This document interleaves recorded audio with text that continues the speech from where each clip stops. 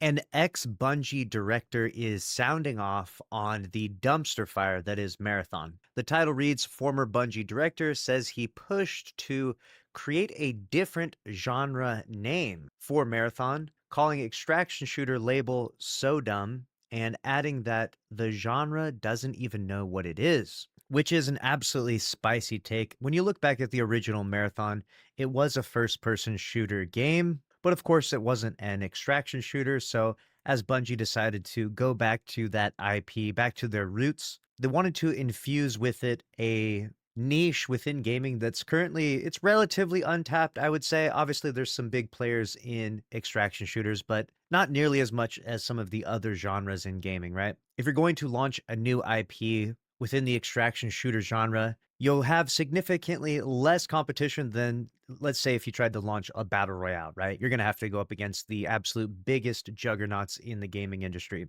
So Bungie didn't even want to mess with that at all. They wanted to take a more conservative approach and revive Marathon within the extraction shooter genre.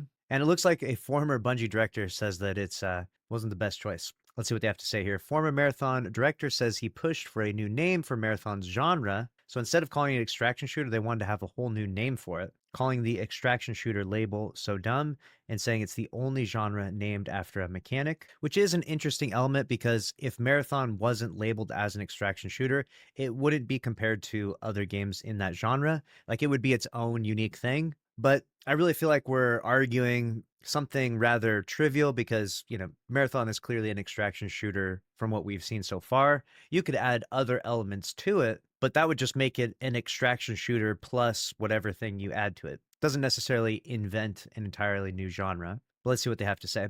Bungie's upcoming sci-fi shooter Marathon isn't out yet, but it's definitely one of the most talked about projects in the extraction shooter space right now, a genre that's quickly gaining traction thanks to hits like Escape from Tarkov and most recently Arc Raiders from Embark Studios. And if you haven't been staying up to date, Arc Raiders is in fact the Marathon killer because this thing is just skyrocketing in popularity. Just to give you an example, this is where it launched at about 300,000 people.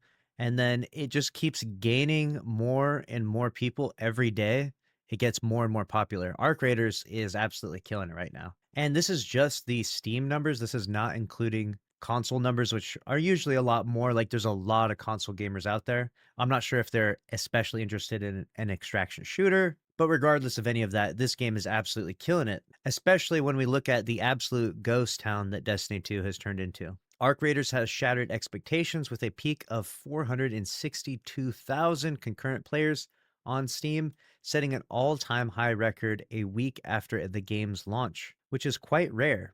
It's good news for the extraction shooters genre and signals a strong interest in the genre, which is kind of what the game devs out there were anticipating, that this extraction shooter genre was, like I said, a little more niche, a little more untapped, and that there was very ripe for potential. That if you came into the space and expanded upon the genre, you could achieve some pretty incredible things. And that has definitely proven to be true for Embark Studios and Arc Raiders. They are doing some big stuff. They are definitely making big money moves.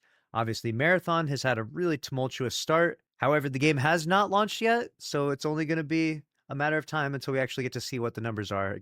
And at that point, we can then compare. But not everyone in the industry is a fan of how the genre is labeled. In fact, a former Bungie developer who worked directly on Marathon has shared his own frustration with the term extraction shooter, saying the label doesn't really describe what these games are about. Former Bungie product director says extraction shooter is a bad name for the genre. Speaking on the Shooter Monthly podcast, Chris Sides, who served as director of product management on Marathon between June 2020 and July 2024, said that he and Bungie's marketing team pushed hard to come up with a different name for the genre entirely. Very interesting. I wonder what happened to him, why he left after 4 years, or why Bungie got rid of him. But even still, it's an interesting premise to give it an entirely different name as a genre, because even if you do so, like say you give it a whole new name, it's not an extraction shooter, you then have to educate the public on what this new game is and what you're calling it, which can be extremely difficult. This is why a lot of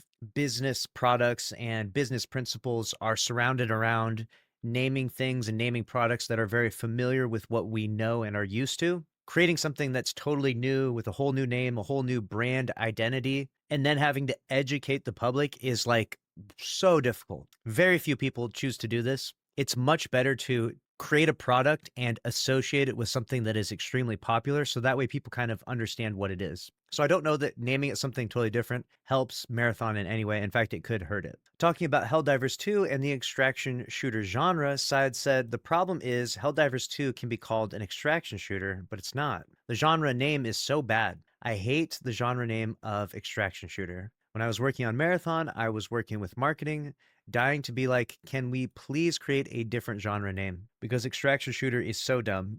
It's the only genre where its name is a mechanic. I mean, I guess he has a valid point there that it's the only one where the name is a mechanic, but I don't think that necessarily devalues it. Honestly, if anything, it makes it simpler to digest and understand. Like when you hear the term battle royale, you don't necessarily associate 100 people entering an arena and only one person standing. You kind of have to explain it, right? But with extraction shooter, the goal is to go in with a gun and extract loot. So easy, even a Titan main can understand it. Sides went on to explain that he believes the genre itself is still figuring out what it wants to be. So you call Helldivers 2, is that an extraction shooter because you extract? No, it's not like Tarkov at all. So the terminology of the genre is already terrible. It really makes it hard to compare these games. It's why Arena Breakout and Tarkov, you can kind of look at those because they're both extraction shooters and they kind of fit the same mold. Comparing Arc Raiders to Tarkov just doesn't really fit. Comparing Arc Raiders to maybe like Rust could fit. And then Rust, is that an extraction because it's survival?